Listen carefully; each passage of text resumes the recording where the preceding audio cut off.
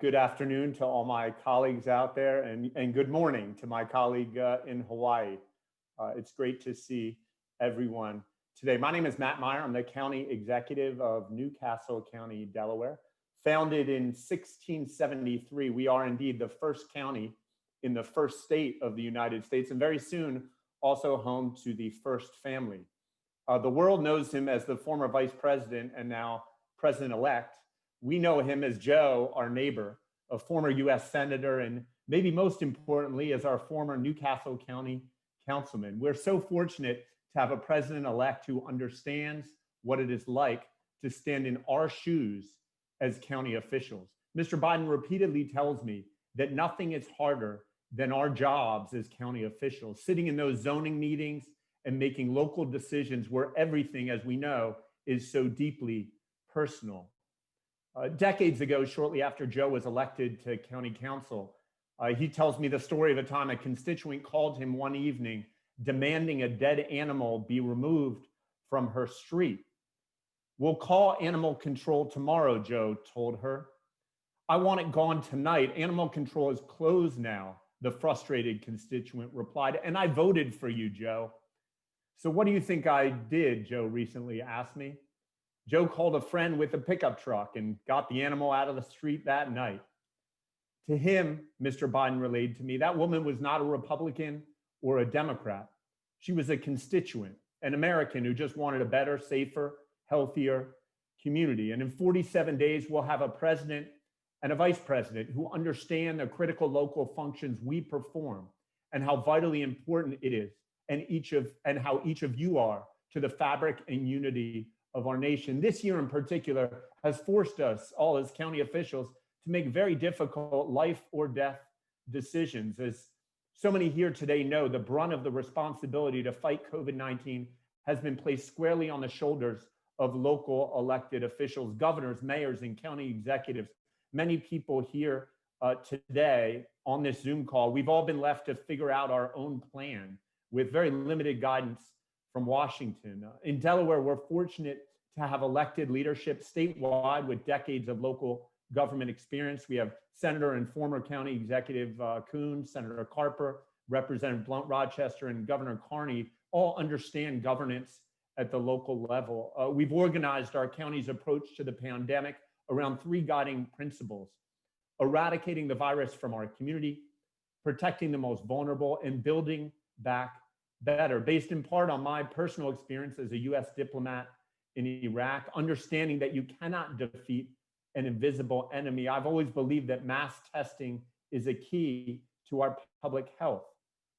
We were the first state in the country to have open, no-cost, saliva-based testing available to all residents. We partnered with Dr. Tony Allen, president of Delaware State University, who was recently named CEO of the Presidential Inaugural Committee, to create a next generation genomics lab, which in just a few weeks will run much of our county's COVID-19 testing and also research new discoveries post-COVID. We were among the first counties in the country to partner with an MIT incubated startup to monitor our sewers to identify the largest concentrations of the virus in our communities.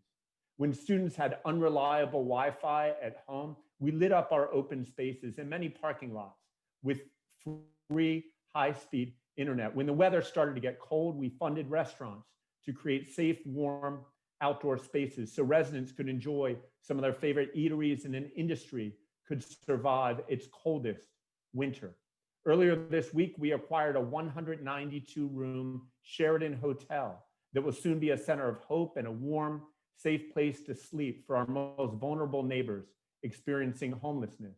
We provided over 1,000 grants this week alone to fund innovative projects teachers created to educate virtually or in their COVID-19 safe classrooms. You know, President Kennedy said the word crisis has two attributes. One is danger, and the other is opportunity. Mr. President-elect and Madam Vice President-elect, we know you see the many challenges faced by local governments and local communities in this crisis, but we also know you see the opportunities to build back better. And you are more than welcome, of course, to be our guest at any one of these projects or for a tour or a test, and we welcome the chance to help any community across our nations meet the challenges of this pandemic. What we've accomplished with this first round of stimulus, the CARES Act, demonstrates the importance of a strong federal, state, and local partnership. And that's why we're so excited to welcome you both, as well as Julie Rodriguez, Director Designate of the White House Office of Intergovernmental Affairs, to our board meeting. The fact the three of you, during this incredibly busy time, have dedicated time to spend with us says a lot about your commitment to local governance that works for everyone across our country. We look forward to working with you to help put a stop to this pandemic and to partner with you to build stronger communities. Members of NACO, it's my pleasure to welcome Newcastle County's own President-elect Joe Biden, Vice President-elect Kamala Harris, and Director Designee Julie Rodriguez. Ms. Rodriguez, thank you so much for joining us. The floor is yours. Without further ado, I would like to introduce our President-elect Joe Biden. Well, thank you. I appreciate you. Look, I want to thank Kamala and thank you, Julie. And Matt, you're doing a heck of a job as a county executive here. And you're great for our state, but you're great for our county. And I also want to give special thanks to Dick Cecil. I don't see Dick up on the board here, but he's retiring this month, a longtime executive director of Delaware Association of Counties. And we work together. He's a Republican, I'm a Democrat, but we have an expression in Delaware going all the way back to the time I was a kid when I got elected at 27 to the county council. It's called the Delaware Way. There's nothing we can't solve if we put the Democrats and Republicans in a room and lock the door and get it done. I really mean it. That's the way we've done it. And so everybody wonders why I'm not more partisan. In the way we've run our state, we fight like hell, but we literally close ranks and we work it out. But I tell you what, when I was a county council person, there was talk about my hanging around and running for county executive. It's too hard a job. I wouldn't do it. They know where you live. Everything that happens in their lives, you affect.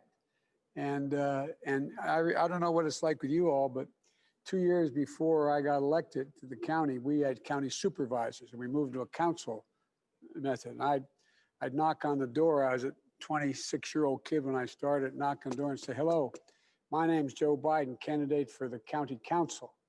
And they'd look at me and I knew what they were wondering. What the hell does a county council do? What do we do? And I start to tell them. But the fact is, I've said this at your national meetings. I've said this for the Conference of Mayors. I've said this for the governors. You are the single most consequential government officials. You represent more people other than governors in the United States of America in every county. And you have responsibility for things that aren't as clearly understood by the public as exactly what you're supposed to do and what you are doing. But you're also the basis upon which people have faith or don't have faith in government. It's all local. What the Supreme Court does is one thing. What the local county courts do makes a big difference whether they think justice functions or not. What you do in terms of whether you're responsive or not makes them wonder whether or not government is responsive or not. So I think with all due respect, I think sometimes you underestimate your consequence. I really mean that. And I want to thank you, Mr. President. You're from Boone County. The best thing ever came out of Kentucky comes from Owensboro, about 2 miles south of you, 2 hours south of you. My daughter-in-law, she bleeds Kentucky blue, and she's the best thing that ever come out of that state. She, I owe you big. She takes care of my brother. But at any rate, it's wonderful to be back and meeting with you all. And I want to thank you for keeping your residents and communities safe during this pandemic, this economic crisis. And many of you don't have the wherewithal to be able to do that in terms of resources. You got to balance your budgets. And this economic crisis has been devastating. A real special thanks to the county health officials and their Herculean efforts against this pandemic. We're heading into the holidays and the dark of winter for COVID cases, hospitalizations, and deaths this spring. You all know it. You've taken it serious. You haven't made it a partisan issue. It's not Democrat or Republican. It's not political. It's about the health of your residents. And, you know, we just got last month's report, a grim report of the impact of the COVID on our economy. The economy is stalling. It remains in the midst of one of the worst economic job crises in modern history. But it doesn't have to stay that way. If we act now, we can regain the momentum to start to build back a better future. And I don't think there's any time to lose. We want you to know we're here and we're going to listen and we'll be involved. You know, it was our message to a bipartisan group of governors and mayors who we met with over the last 2 weeks, over 10 mayors, 5 Democrats, 5 Republicans, as well as, governors, and 50 mayors. And no matter the political party, there was a strong sense of common purpose, a real desire for a real bipartisanship between the states, the cities, and the counties, and the federal government.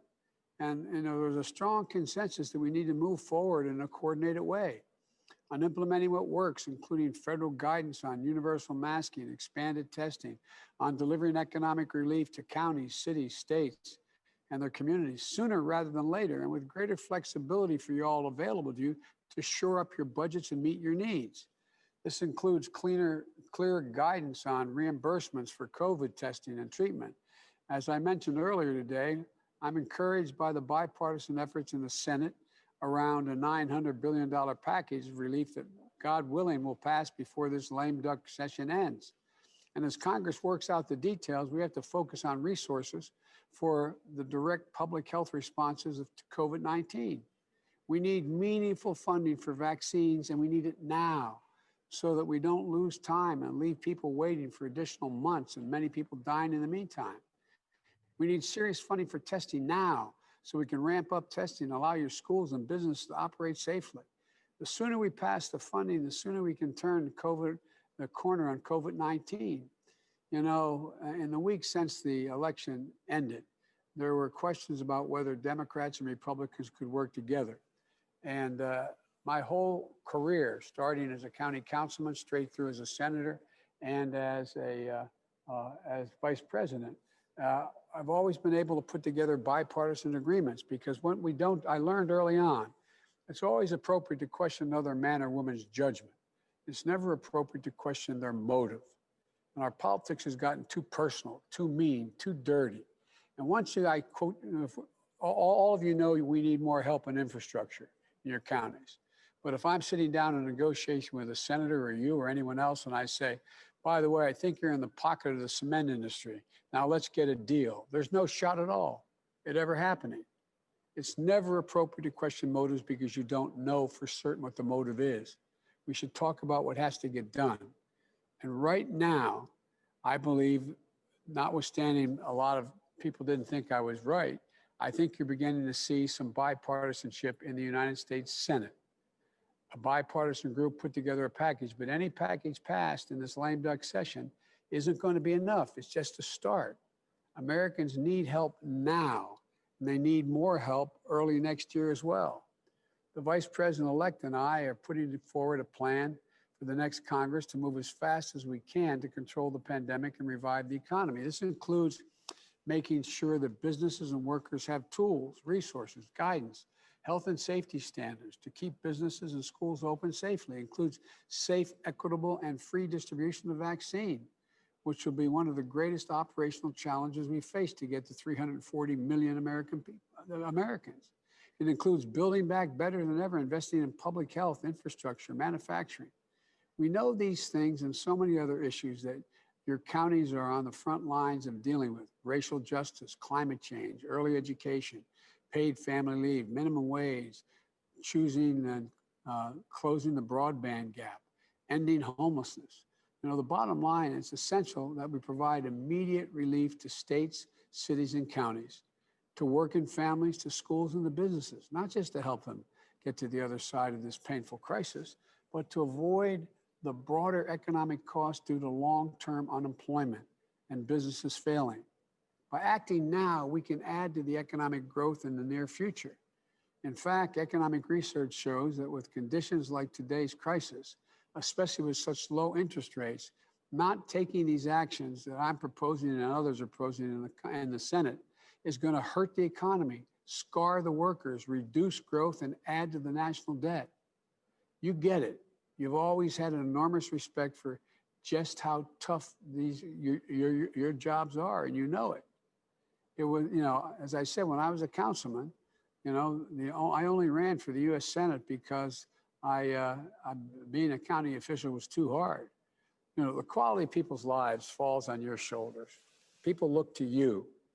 That's why I've made it a priority to work closely with county officials from the time I was a councilman, as a United States Senator, and my tenure as Vice President. And I promise you, it will continue to be a priority for me as President. When President Obama asked me to lead the Recovery Act of over $800 billion in the 2009 Great Recession we inherited, one of the first things I did, I went to local officials on the ground, governors, mayors, county executives, Democrats, Republicans, independents, to get the funding out, and we invested in the counties. We invested all across the country. I spent literally 6-7 hours a day for the first 9 months working this out. We ended up getting it done without, as outside groups pointed out, with less than 0.2% waste or fraud. And you guys, you were the men and women who put it together. It took time, but we worked together and we got through the crisis. That's the same approach the Vice President-elect and I are going to take. Today's not a one-off meeting. It's just a start. The Biden-Harris administration will have an open door to you, and I really mean that, not a joke. You heard from Julie Chavez Rodriguez earlier, who's going to be leading the intergovernmental affairs at the White House. And many of you know her. She will be your point person and with a clear mission to get to me. It doesn't matter whether you're from a blue county or a red county. It doesn't matter a bit to us. Every American community deserves the full support of the American president as a true partner. As I said from the beginning, and I've been criticized for it a lot, when I announced my presidency, I said, we got to do 3 things. We got to restore the soul of America, greater decency, honor, respect, treating people with honor. And secondly, to rebuild the middle class, only this time bring everybody along. And thirdly, to unite the country. There's nothing beyond our capacity. This is the United States of America. You just have to come together. And you all are used to doing that, Democrats and Republicans. So I really mean it. I hope when once sworn in, I hope you'll invite me to your national conventions. I hope you will, in fact, engage with us. And I hope you'll give us your ideas. Look, I'm going to make mistakes as president. I've been around a long time. I'll take responsibility for my mistakes, and I'll take responsibility, period.